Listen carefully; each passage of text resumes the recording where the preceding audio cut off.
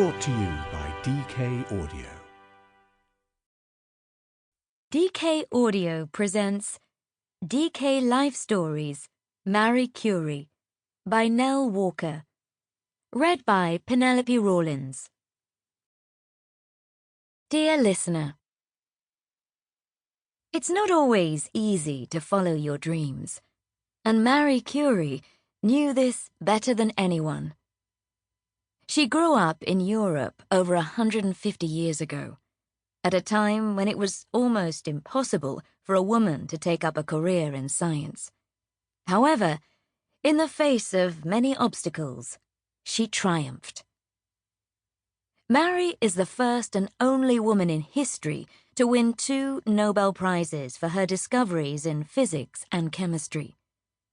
Her work helped lay the foundations for modern cancer treatment, which saves countless lives today. Marie's story is one of determination and bravery. My hope is that whatever your ambitions, listening to Marie's story will inspire you. If Marie were alive today, she would encourage you to feel excited about science and to make your own discoveries. Happy listening. Nell Walker. Chapter 1. A Young Scientist. Hidden among the tall apartment buildings of 19th century Warsaw, a little girl dreamed of changing the future laid out for her.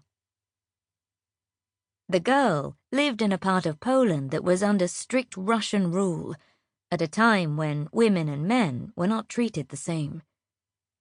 Women did not have access to the same jobs as men, and girls were certainly not supposed to daydream of becoming scientists.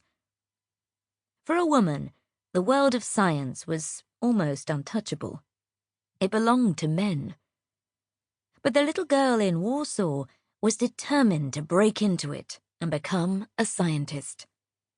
Her name was Maria Sklodowska, more famously known by the name she later took, Marie Curie.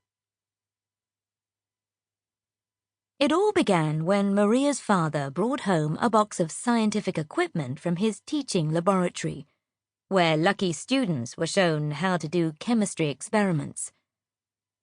Little Maria was instantly drawn to the gleaming glass test tubes, beakers and flasks that sat before her, which cried out to be filled with strange substances she could examine.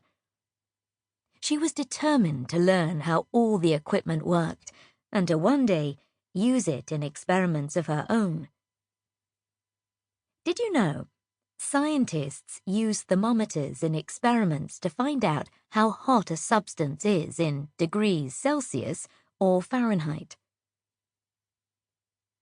Maria had 4 siblings, Zofia, Yusef, Bronisława, and Helena. The children of 2 teachers, they all went on to be scientists and educators, except for Zofia, who died when she was a child.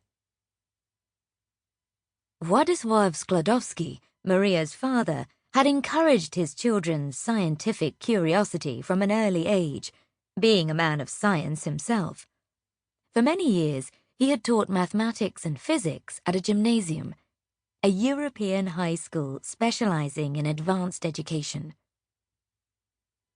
At the time of Maria's birth in 1867, Warsaw was in the part of Poland that was under the Russian Empire's control. For most of a century, Poland had not been an independent country. It was divided up between Austria, Prussia, and Russia. When Maria was a teenager, the Russian Tsar Alexander II was killed by revolutionary students. Maria and her best friend Kaja were so happy to learn of his death that they celebrated by dancing on the tops of their classroom desks. Russian rulers. A Tsar is another word for emperor. Tsar Alexander II was one of several emperors who ruled the Russian Empire in the 1800s. Sample complete. Ready to continue?